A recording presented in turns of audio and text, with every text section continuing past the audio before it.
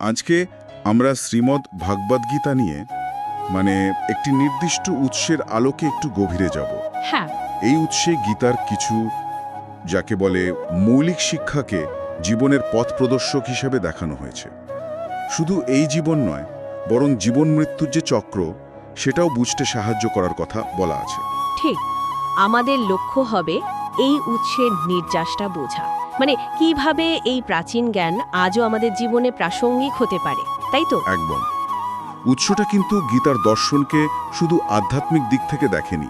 না, সেটাই। দৈনন্দিন জীবনের যে সমস্যাগুলো, যেমন ধরুন রাগ, মোহ, দুঃখ, এগুলো সামলানোর জন্য বেশ বাস্তবসম্মত পথের কথা বলেছে। কর্ম, জ্ঞান, ভক্তি, এই পথগুলো কিভাবে জীবনের নানা মোড়ে কাজে লাগানো যায় সেটার ওপর জোর দেওয়া হয়েছে। বেশ, চলুন তাহলে এই উৎসের আলোকেই শুরু করা যাক। প্রথম যে বিষয়টা উৎসটা খুব